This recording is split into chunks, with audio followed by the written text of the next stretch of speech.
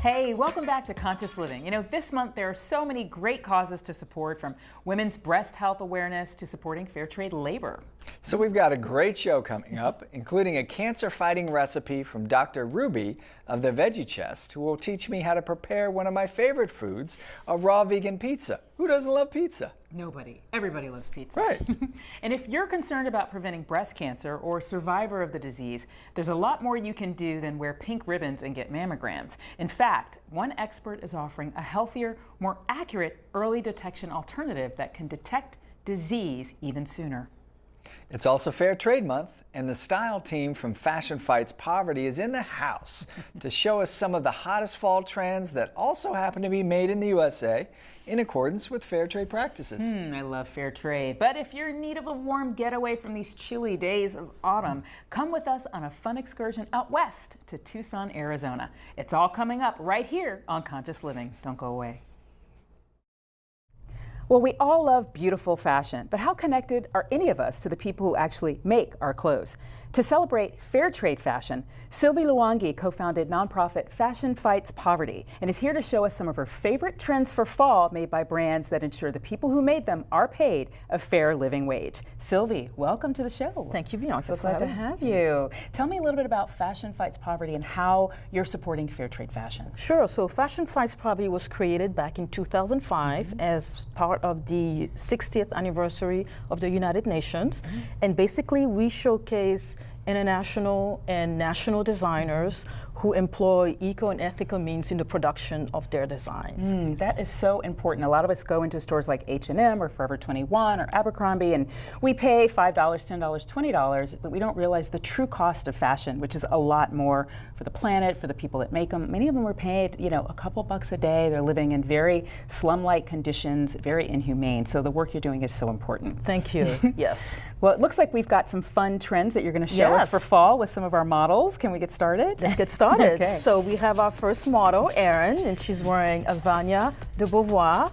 And she is a designer from Charlottesville, Virginia. It's a two-piece ensemble, dark navy. It's very trendy, very relaxed, and it's something that you can wear during work or after work. I love it. You've got the crop pant, which is something that is trending very, very heavily for fall. It's something that a lot of people probably think they can't wear, but I love with the heels, you know, or you can pair it with flats. It's really cute. Yes, exactly. Yeah. It's beautiful. Very nice. Thank you. Next design, next model is Sierra and Graciela, and both of them are wearing a shawl from Denana Design. It's a local designer from Washington D.C. and their clothing is sourced in Peru. Wonderful. They're also wearing both the K&O clothing t-shirts that is 100% organic. She's also wearing these high-waisted organic denim jeans, which is really comfortable and chic. So our next look is Tanara, and she is wearing Tabby Just. Tabby Just, Yes, you got it. Just, yeah. From New York, and this is a really comfortable pieces that you could wear day or in the evening. And she's wearing this with a jewelry that it's made in the Philippines and by 10,000 villagers. Oh, I love that. And this is 100% silk and made with a special manufacturing process, yes? Yes, zero waste fabric. Wow, zero waste. I mean, we think about all the reams of fabric that end up in landfills and all the dyes. If we can just start using and repurposing the fabric that's already out there, I mean, that's just really brilliant. So fair trade, sustainable, love it. It looks really comfortable too. Thank you. Thank you. And our next model is Crystal. And Crystal is wearing this beautiful cape from Astrid Land. It's a designer from New York City. And, you know, it's very retro, very chic. You could do, you know, both evening, you know, daytime, and it's really beautiful. And this designer is known in the film and movie industry. She does a lot of the costumes. So I can see it's very theatrical, and this is a perfect, you know, sort of look for fall. You know, those chilly days or chilly nights, and of course the little hood in the back would be great for trick or treating too. Exactly. Yes. You're right. Yes. It's really nice. Very, very nice. Wonderful. Thank you. Thank you. So tell me, what are some of the things on the horizon for Fashion Fights Poverty that are going to be sort of making headlines this year? Sure. So we are working on our 10th anniversary gala. Congratulations. Thank you, which will be in October. So we'll have information coming up soon. And we also have our regular dinner chat program where we invite different eco and fashion designers to talk about their pieces. What are they doing over a meal? It's wonderful. It's so good to be able to bring the connection for the consumer, that the choices that they make, the clothing that we wear, you can still look fabulous and support the people and the planet in ways that can make us feel good about the choices we're Exactly. making. Yeah. I love It's it. always about education and just people to be aware about eco and ethical fashions. So tell me what you're wearing today. Yes, I'm wearing a pencil skirt from Karen Schroeder, based here in Washington, D.C., Cute. and accessories from Sophie Blake, made in New York City. Okay, fair trade, local. Accessories, yes. Okay, It's all fair trade. Okay, beautiful, wonderful. So you're representing the brand very well. Exactly. Thank you. All right, thanks a lot. Well, stay tuned. Coming up next, we're saddling up to the desert sun in Tucson, Arizona for an eco-conscious wellness escape. Don't go away. The Westward Look Resort and Spa here in Tucson is an ideal destination for eco-travelers who want a taste of the good life. From their extensive use of water-efficient native landscaping and even the growth of organic produce used right here on the property, the Westward Look Resort sets a great example for an eco-fabulous vacation. When you gonna come back to my cabin, sit down by the fire? Whoever said eco-travel meant roughing it had it all wrong. Here at the Westward Look Resort, you can stay in 4-diamond, all-suite rooms like this one I'm in, which has its very own private patio and even a jacuzzi. Oh, I love it. And just steps outside of each and every room lies the beautiful Sonoran Desert. Just take in the fresh air. Now this is eco-travel at its finest. I need your protection, walking in the moonlight, out in the wild. My first activity at the Westward Look was a trail ride on horseback. It had been a while since my last ride, so first I had to make friends with my horse, Chester. Isn't he a beauty?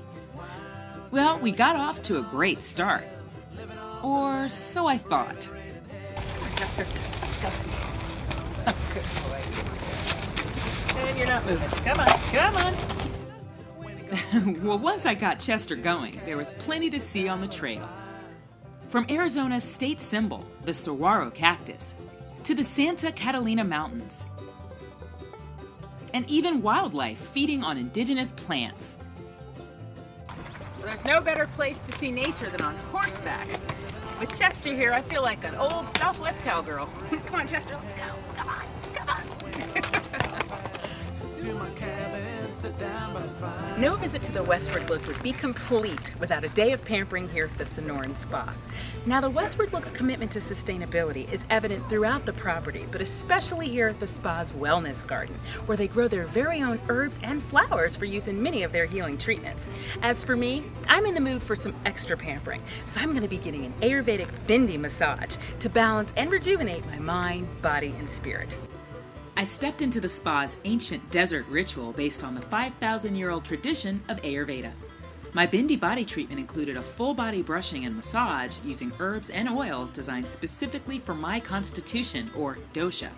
The treatment concluded with a traditional marma point therapy and warming thermal wrap, which balanced my energy and soothed my soul. To get a closer look at the herbs used during my treatment, I went on a nature walk with the resort's chief landscaper, Raimundo Ocampo. He taught me everything I needed to know and then some about the native plants growing sustainably on the Westward Look's 80-acre property. I think this is like the biggest cactus I've ever seen in my whole life. It's the largest cactus in the USA. Wow. So this is one of the big icons for the Sonoran Desert. An icon from the Sonoran Desert. That's The correct. Saguaro? Saguaro. Yes. Saguaro. Saguaro. Saguaro cactus. You're Right. not going to find these back east, huh? Absolutely not. Saguaro is the only growing within this area, this region. I also found out that, like humans, saguaro cactus get gray spots as they age and can even live to be over 200 years old. This is the saguaro skeleton or saguaro ribs. Highly desirable. People will make furniture out of them. Of course, very highly priced. I'm sure. But It's beautiful southwestern theme. I never knew that cacti had wood on the inside. I always thought it was squishy. And most of the, It's not, it's wood.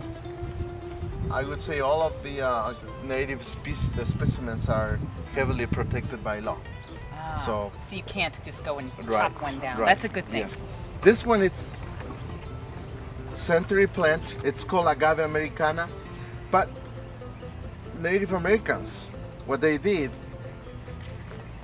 they used to cut the leaf and you extract the fiber. You get the fibers out of them. Oh, wow. It's And like this is what you thread. can do. And if you break that fiber, you can have it. They used to make rope. It's tough. Wow, this is strong. They used to make sandals. And also the needle used to be used as a weaving needle. Oh, it's as sharp as a needle. That's just great. All from nature. All from the nature. So this is what we do here at Westward Look. I train my guys to get the fibers out of the leaf when they are green. When they are dried up, it's very, very hard to do it. But this is what you get out of it.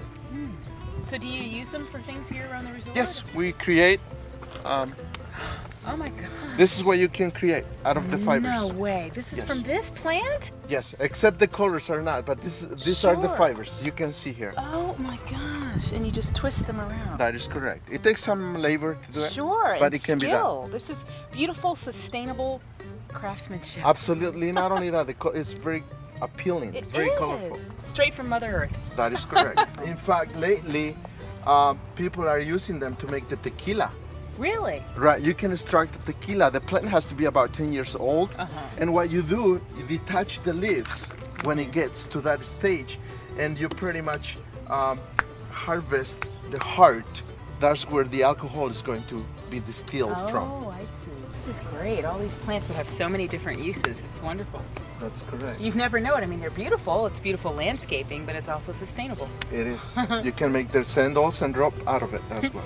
And purses. And purses. Yeah. Shopping time. Shopping! And we finished off with a lesson on the prickly pear cactus.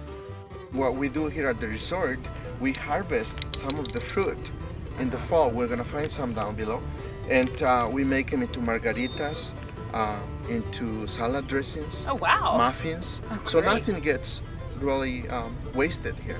We're using it up. In fact, when the prickly pear has new paths, we also cut them and mix them with our salads because they are edible.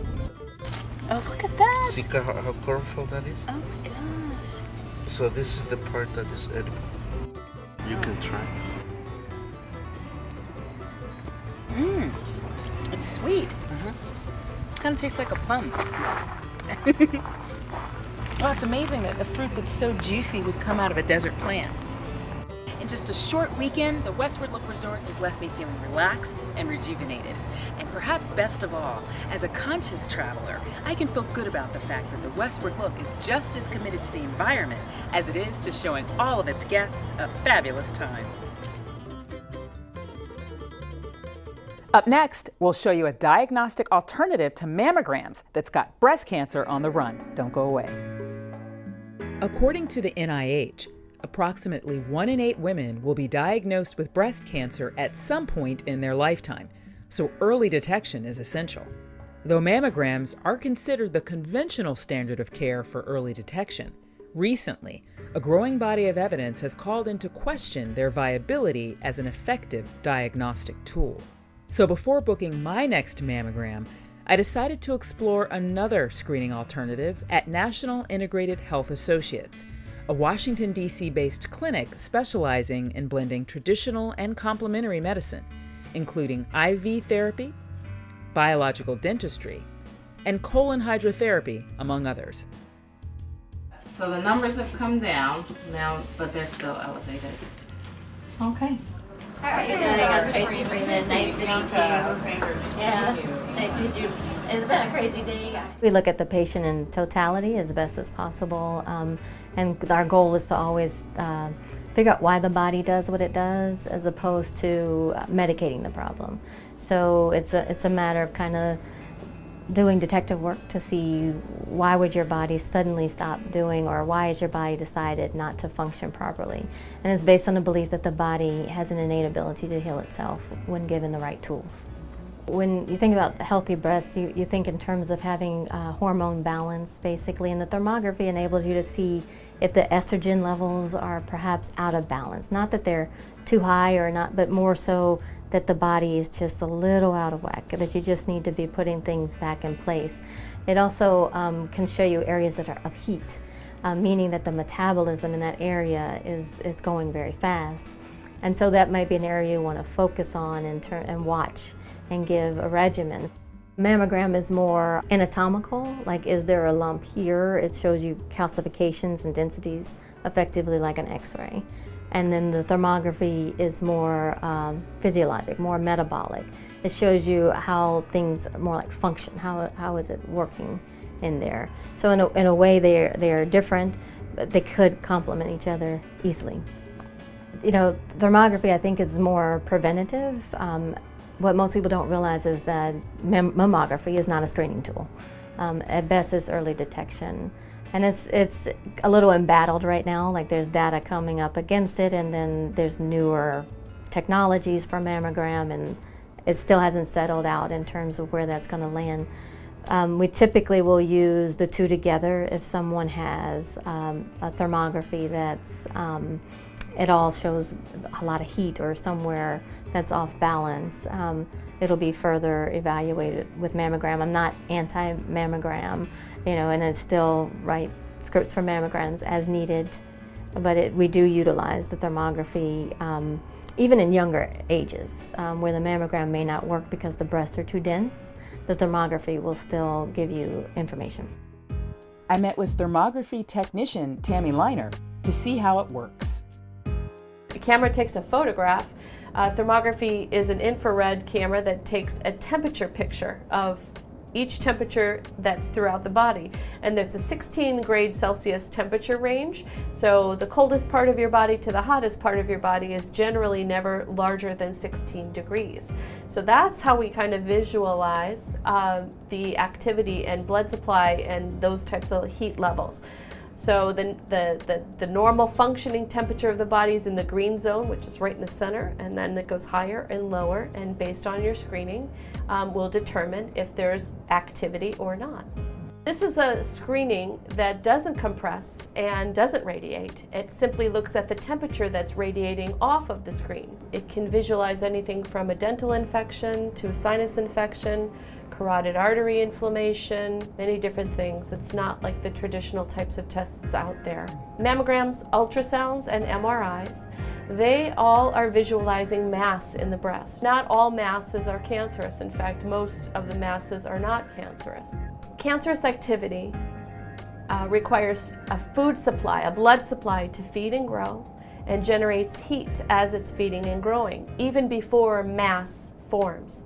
It's this blood supply and this heat generation that the thermography screening visualizes versus the mass. There are many different kinds of breast cancer, you know, everything from ductal to lobular to triple negative to estrogen positive to there's many different kinds. There's also inflammatory breast cancer.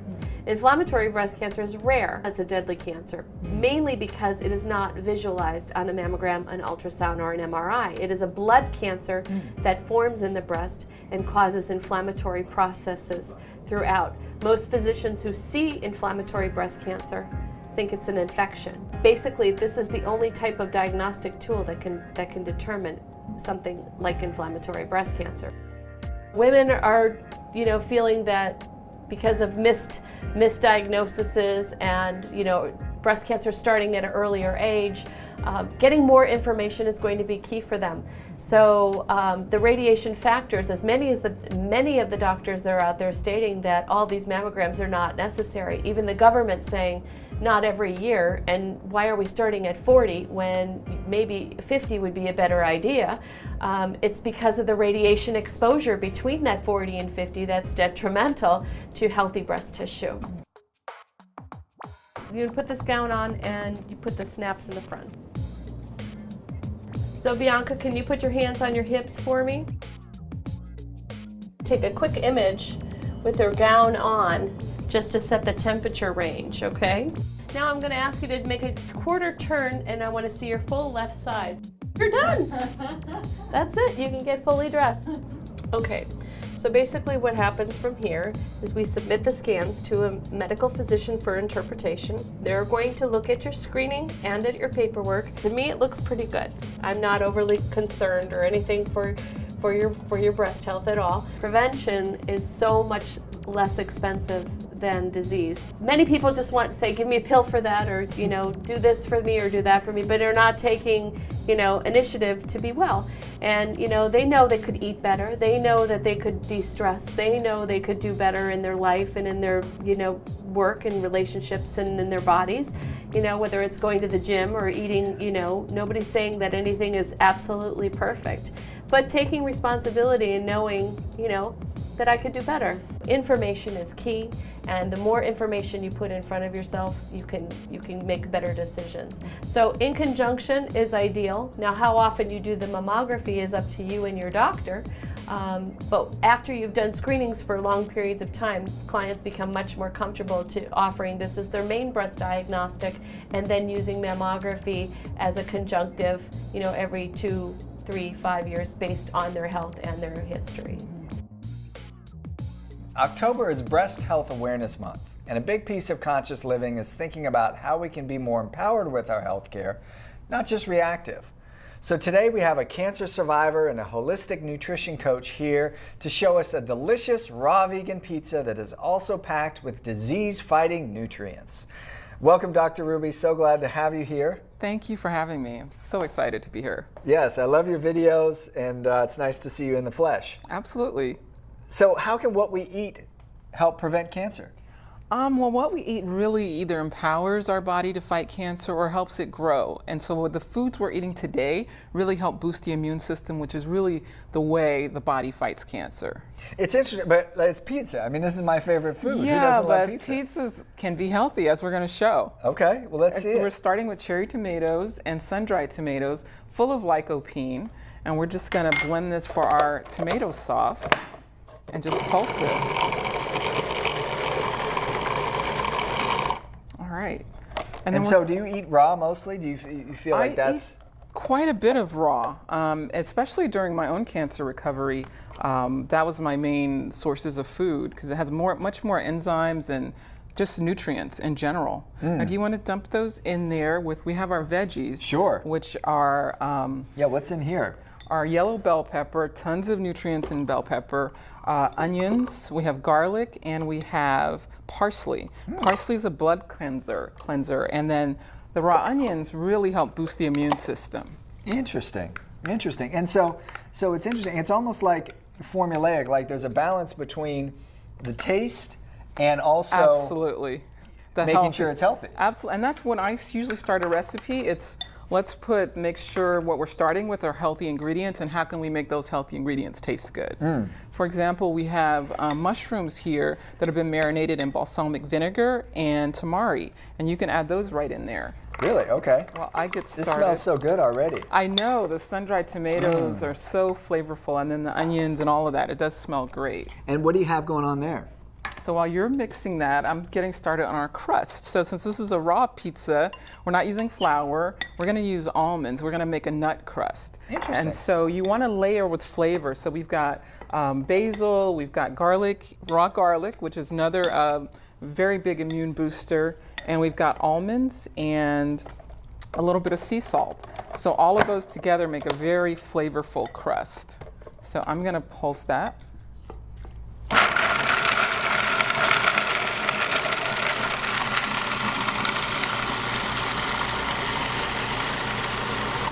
It's almost like a savory crust, because I use the nut crust for, for desserts. But with the garlic and the basil, yeah, it makes it a lot more savory. Exactly. Now, do you soak your nuts too? I do. Those were soaked overnight because they have the enzyme inhibitors. soaking breaks down the enzyme inhibitors. And so it makes it more available to the body to be able to use the nutrients when you have broken down the enzyme inhibitors. So soaking does that. It brings out more nutrients in the food. So it's really important to soak and use raw nuts. There's more nutrients. You don't want the added oils that you don't need. Right. And it's sort of like, what was this? Hippocrates, you said, let food be your medicine, right? Absolutely. Because you always think about, I mean, we always hear, eat healthy, but the actual connection that what I eat can heal me. And everything in here, from the almonds to the parsley, the basil, raw garlic, it's all right there. And if you want to start pressing out the crust. Sure.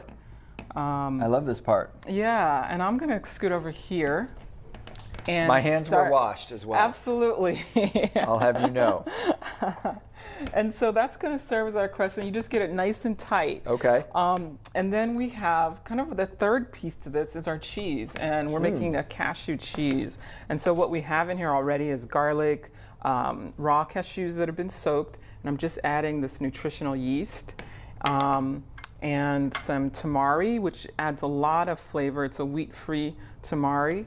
Like a soy sauce, but wheat-free, right? And then just a little bit of olive oil. And it's great that you have your oils raw. Yeah. Yeah. And then we're going to add just a little pinch of water. Huh. You know, I love raw cooking because it's like you don't have to cook. You can just prepare and blend. And it's ready to go. That's what I love about this recipe. You don't have to wait. Once we're done, we're done.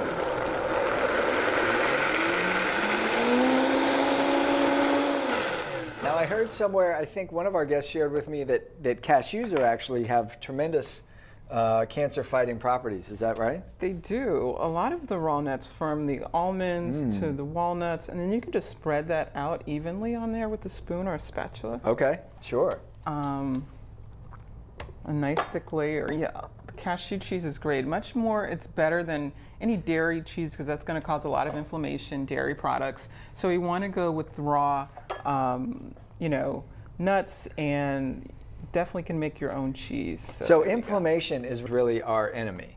It is. We really want to reduce inflammation in the body.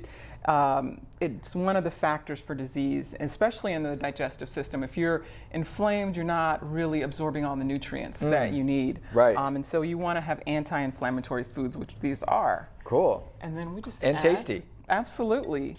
Because if they're not tasty, we're not going to eat them, right? Exactly. And then the last part is just adding this to the top. Cool. And then we're ready. Do you want to grab our finished product back there? I do. I do want to grab our finished product. All right. And it looks finished and complete. Oh man, that looks beautiful. I'm going to give you this because I know you want to taste this. You know, my mouth's salivating. That's Bianca always gives me a hard time about that. Oh, that's really good. If I must say so myself. Say it, baby. That's excellent. Wow. That's dynamite. Thank you so much. Thank you. You know I'm going to keep eating this. Absolutely, me too. So don't go away. We'll be right back. Thanks for watching. That's all for this week. Stay healthy and happy, and we'll see you next time on Conscious Living.